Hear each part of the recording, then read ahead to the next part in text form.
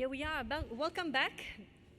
Bienvenue à nouveau. Nous sommes en session 3. We are in session 3 now, betting on innovations, and this is a session that we have dedicated to the startups. Let me pass immediately the floor to the moderator of this session.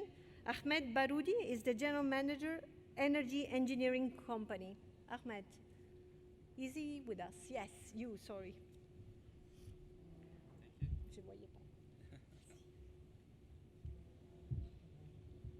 Well, thank you. This session is the presentation of some projects from some startups. The startups attending here, they attend here. Why? It's because of a call for interest initiated by IRF, and 6 of them have been selected, and the first third here are attending, and we will listen to them. By the end of the day, we will have the results. I don't know it right now. After that, sorry for the 3 others who are not attending. Their presentation will be shared through the website, IRF website. Well, and we have with us also 3 Moroccan startups who are here to present their projects, and we of course expect to support them, not through IRF tender because it's already done, but we have Autoroute du Maroc will organize a dedicated competition for that, and we invite them to attend to the Autoroute du Maroc competition later this year. Well, for my concern, I'm the manager of the energy engineering company, and we do a deep market, technological market survey. So we are very close to innovation and the new technologies. We have to survey that closely. That's why my friend Anwar asked me to moderate this session. Well, and because we have short time, we want to respect the short time. I invite the young gentlemen here to present their projects. Alors, all of you have 3 minutes, not more. So I will measure this, and with 3 minutes timing, I wish you the best to all of you. So I invite Mr. Amar bin Wakar, who is the CTO of Trans Economy LLC company, to present his projects. The floor is yours. You have the clicker? You have it. All right, thanks.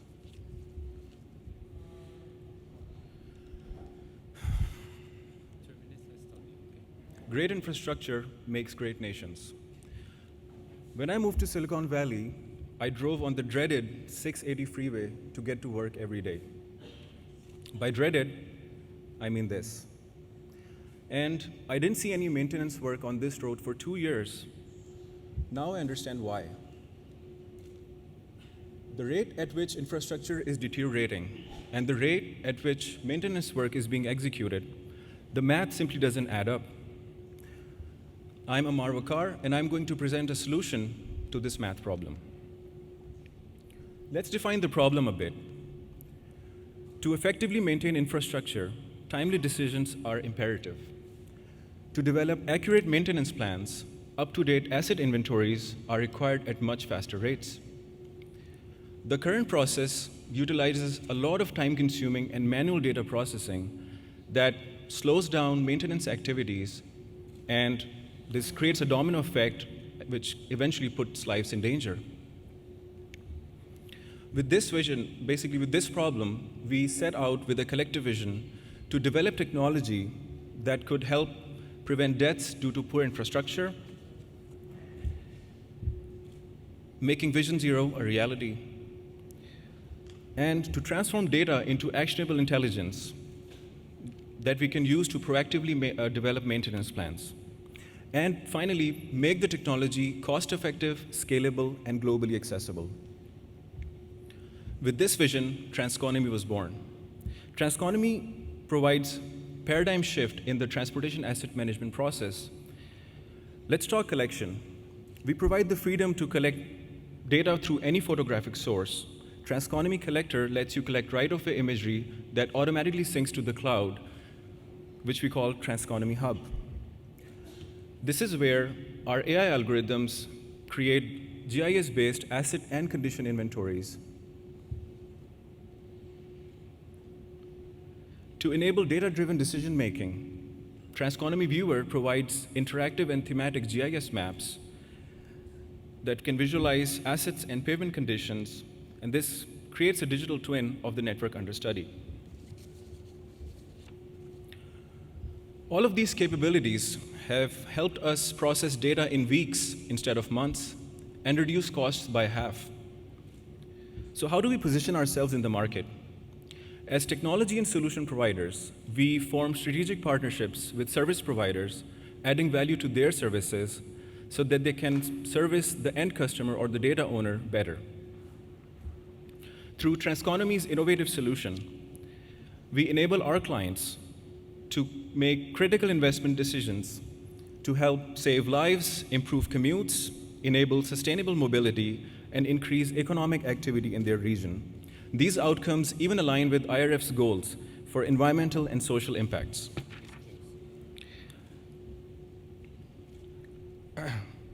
So which makes me think that if Transconomy was available when I was in the Bay Area, I would have remembered the 680 freeway not as the dreaded freeway. Thank you.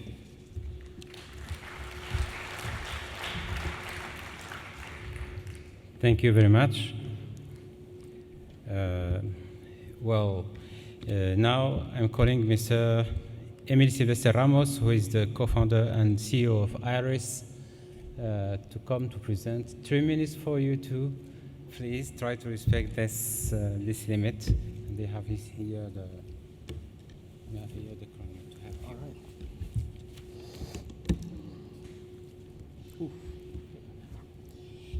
Masa Alkari, bonjour and good afternoon. My name is Emil Silvestre Ramos, and I'm the CEO of IRIS, a Canadian smart cities and road asset management company. We work with cities and concessionaires in our mission of extending the life of the world's road infrastructure. And we do that through automation, digitalization, and AI. Maintenance is critical to the safety of our resilience and safety of our infrastructure. Yet most technology that gathers asset condition data is expensive or impractical at scale. Our award-winning solution enables cities to monitor road infrastructure at a substantially lower cost by using dash cameras with artificial intelligence and AI to detect road hazards and defects in real time. The device on the screen is our version 1. We're currently working for our version 2 with one of our investors, Geotab, a global billion-dollar telematics company. And this is the challenge in front of us, everybody. In North America, municipalities are spending millions of taxpayer dollars to pay for road inspectors to drive around and manually catalog potholes, cracks, and other road defects. And they do this with pen and paper, as I'm sure you guys know about that type of process. Globally, billion-dollar companies and infrastructure operators are spending billions to pay for road assessment surveys using these big, expensive trucks that you see on the screen. Both of these data collection processes are slow, expensive, and highly manual. What's unique about the technology is that it also has application across a number of different industries, which are all suffering from a lack of data collection technologies. And here's the solution. The AI dashcam is installed on city vehicles that drive our roads every day. So think about your buses, railways, garbage trucks, where it uses AI to automatically detect objects of interest and digitalize their attributes, including type, material, size, quantity, and other measurements that feed into reporting and analytics dashboards. This automated data collection is significantly have better results at a substantially lower cost than current standard processes used by cities and municipalities today. One of the things that actually we did recently with EGs is put it in a motorcycle and be able to inspect tunnels as well using the same technology. As you can see, cracks and other road hazards are being identified along with roughness index data. We're also doing pavement surveys, which is usually around $150 for 1 kilometer, but we offer it as a fraction of a cost, cheaper than Fugro, the Aran truck, or other sophisticated surveying technologies in use today. Here are our client projects using the same device we use on vehicles. You can actually put it on a static basis, so you can put it in lamppost, traffic lights without needing to change the device. So really being sticky and being able to deploy as fast as we can. Lastly, just being cautious of time here, we're utilizing connected vehicles now to be able to actually get data from sensors of vehicles to be able to deliver that data as fast as, as easy as we can. So we're looking to partner with concession operators, road infrastructure companies who are in need of a solution. Thank you so much.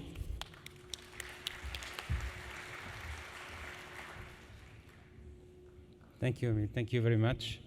Very interesting, all that. Now it's time to Vyacheslav. Please correct me if I'm wrong. Yes, it is correct. Thank you. Thank you so much. Who is the co-founder and the CEO of Edge Vision. So please. Okay, if you don't mind, I will No move problem. it here. No, up to Okay, you. hi everyone. My name is Vyacheslav Lukin. I'm CEO and co-founder of Edge Vision. We help road authorities to reduce congestions without huge upfront infrastructure upgrade or replacement. It's not a secret that more than 90% of traffic lights nowadays work with fixed timing plans. And this brings us to the problem of huge loss of time of drivers and additional greenhouse gases emission to the atmosphere.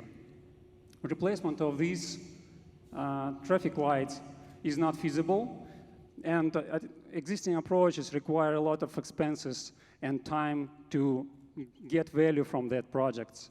That's why we developed a solution that doesn't require any groundworks, fiber optic channels, or GPU servers. It works on a single board computer, connects to the existing CCTV cameras, and process data in real time.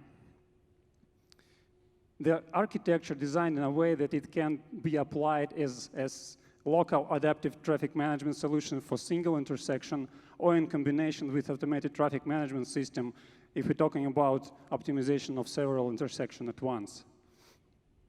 And moreover, we bring real digital twin technology into play. As you can see, the objects detected by camera is positioned with real GPS coordinates in real time. So it's like real-time digital twin. Such approach allows city councils and road authorities to tackle only problematic intersections, reuse and utilize existing infrastructure, and create a baseline for connected autonomous vehicles.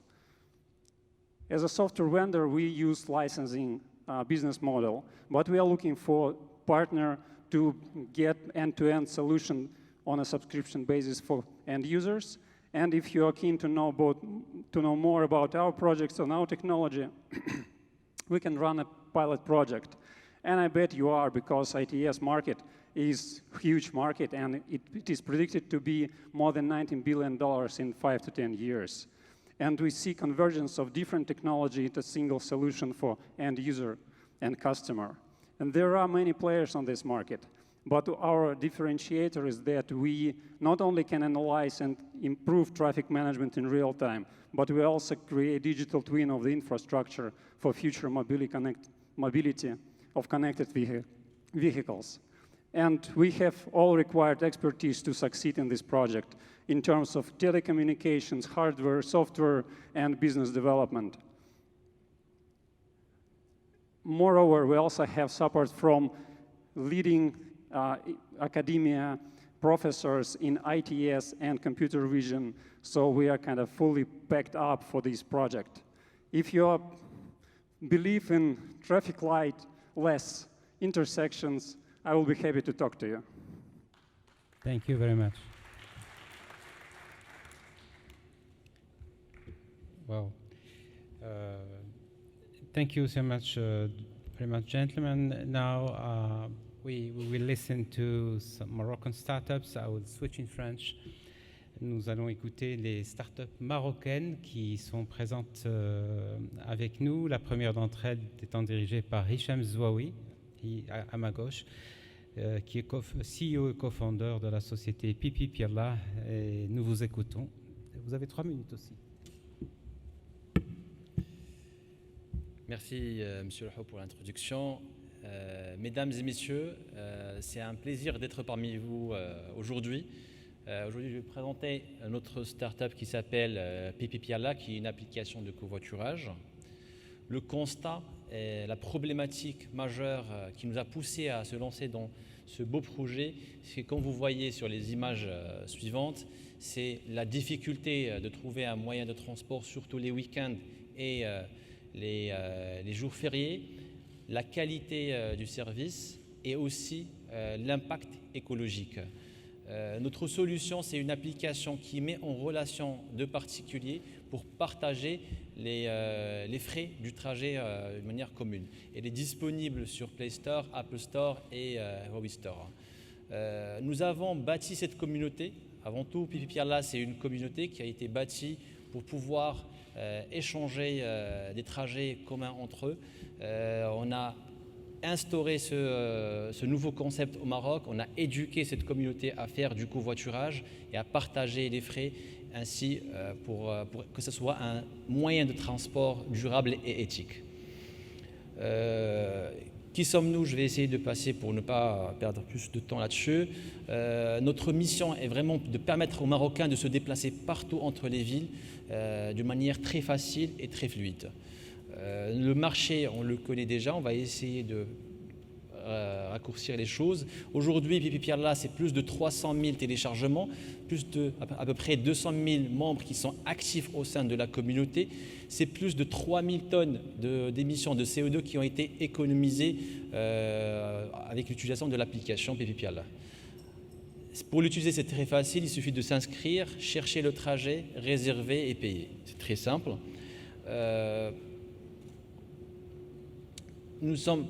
L'aspect technologie, l'aspect sécurité, il est important pour nous. C'est pour ça qu'on est certifié CNDP par rapport à la sécurité de la protection des données personnelles. Nous avons mis en place un système d'avis pour permettre aux membres de laisser leur avis et laisser un avis pour les prochains utilisateurs qui vont utiliser l'application. Différents modes de paiement en cash et en carte bancaire. Nous enregistrons parmi les taux de paiement par carte bancaire les plus élevés dans le marché marocain, ce qui nous ravit d'ailleurs parce que notre communauté est en majorité bancarisée, et un système qui veut dire un support client qui permet à nos membres à revenir vers nous en cas de problème sur l'application. Je vais essayer de faire plus rapide. Nous avons un business model. Pour rapidement parler de notre parcours, Pipi Pialla a été créé en 2018. Nous avons pu tester notre produit, lancer l'application en 2019. Nous avons été incubés après notre deuxième levée de fonds au prestigieux incubateur HEC Paris à Station F. Nous avons été nominés aussi meilleure application de l'année en 2020. Nous avons pu aussi pitcher notre projet lors d'une émission d'équivalent de Shark Tank marocain, et on a pu faire une deuxième levée de fonds pour pouvoir accélérer notre croissance. Rapidement, nos partenaires, nous avons tout un écosystème qui est autour de nous pour nous aider à mener à bien notre mission, et je vous remercie pour votre écoute et votre attente. Merci beaucoup. Merci beaucoup. Donc là, il n'y a pas de compétition, mais donc je peux me permettre de parler et de commenter. Donc je ne serais trop encouragé Pipi Pialla à s'engager davantage dans cette voie-là, qui est très vertueuse de mon point de vue, surtout quand on regarde la partie CO2. Et donc, en tout cas, on fera tout pour vous aider, soyez-en certains. Donc maintenant, le prochain candidat marocain, c'est M. Ali El-Qalarbi, qui est General Manager de Kilowatt Morocco, que j'invite à venir présenter son offre. Alors vous aussi, vous avez 3 minutes. À vous. Excellent. Parfait. Ok, let's go. Donc, c'est bon. Nous, on est opérateur de bornes de recharge publiques au Maroc. On a des bornes de Tanger jusqu'à Agadir et plusieurs autres lieux au Maroc. Et la carte est beaucoup plus grande que ce que vous voyez là-bas. Mais je veux commencer par parler du problème. Pourquoi je fais ce que je fais et pourquoi on a créé Kilowatt. L'histoire revient en 2019. J'ai acheté un véhicule électrique. Enfin, ouais, moi j'aime beaucoup les véhicules électriques. Et j'ai dit à ma femme et mes enfants, allez, on va prendre la route, on va partir à Marrakech. Moi, j'habite à 350 km d'ici à Rabat. Et on a pris la route. On arrive à mi-chemin. La deuxième borne où on doit charger ne marche pas, il n'y a pas la carte. Qu'est-ce qu'on fait? Je ne peux pas charger la voiture. Il est déjà 10 heures du soir.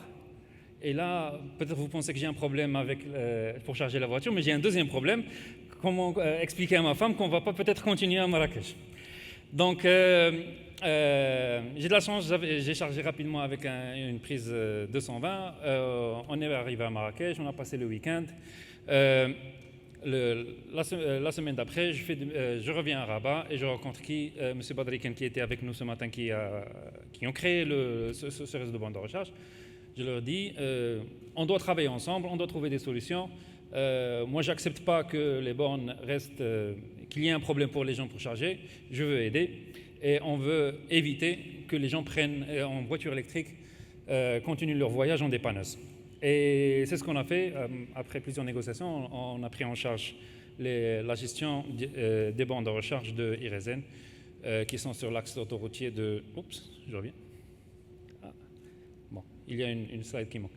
Donc, après cela, on a commencé à rajouter plusieurs bornes. Là, c'est le carrefour gourmet à Rabat, petit à petit. On a la communauté des propriétaires de véhicules électriques. Donc, on est très proche de nos clients pour savoir ce qu'ils veulent, où on veut placer les bornes de recharge. Notre business model est très simple.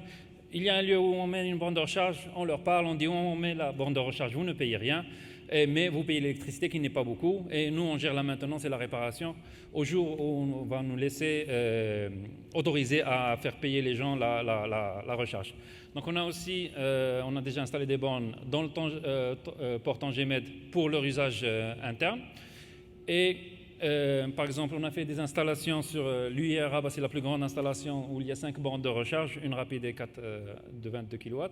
Et on est aussi partenaire, par exemple, du Rive Maroc, qui est un rallye pour les véhicules électriques qui font l'axe de Tanger jusqu'à Ouarzazate pour les étrangers, pour les gens surtout de l'Allemagne et la zone d'Ache. Donc, comment on fait cela? Tout ce qu'on fait, c'est on fait des bornes en self-service. Et si vous connaissez un peu partout dans le monde, j'ai pas beaucoup de temps. Donc, les bornes doivent toujours fonctionner. On fait de la maintenance, on fait de la réparation, on a du support et on a ce qui est très important, c'est toute une histoire de ceux qui nous aident pour gérer nos stations. Merci beaucoup. Merci beaucoup, Sir Kharabi. Alors, moi, je témoigne, ce monsieur est très utile et très actif dans la communauté des utilisateurs de bornes électriques dans le pays. Je vous invite à prendre son numéro de téléphone parce que si vous voulez des informations pratiques, c'est bien lui qu'il faut contacter sans aucun doute.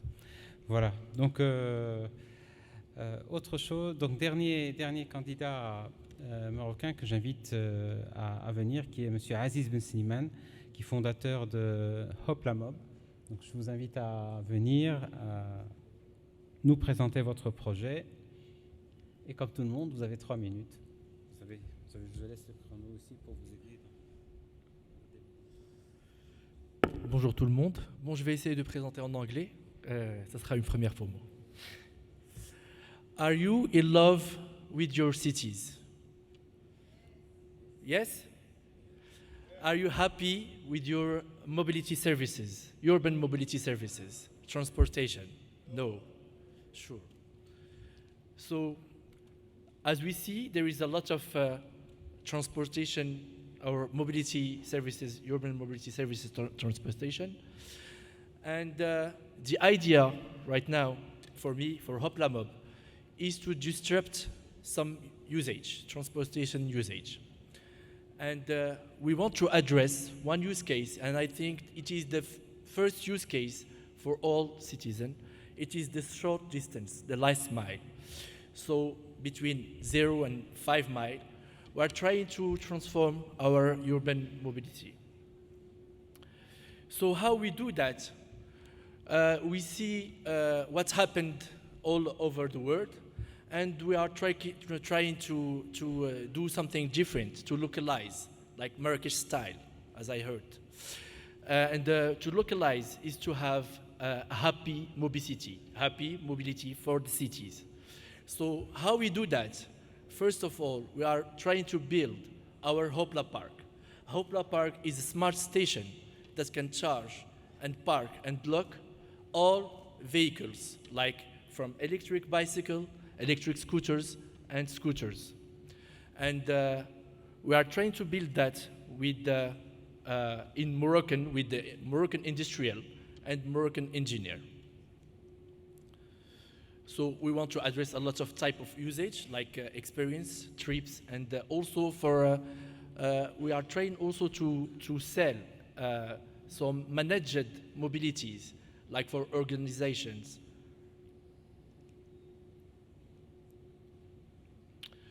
So it's the Hopla Park, which is in prototype.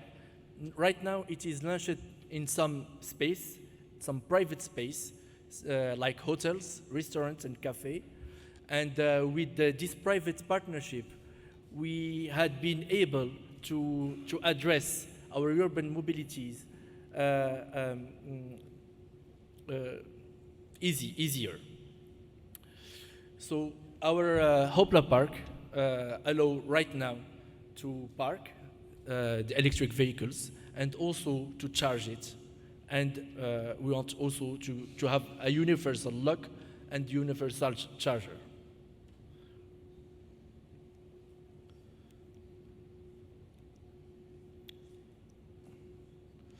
So thank you very much for you.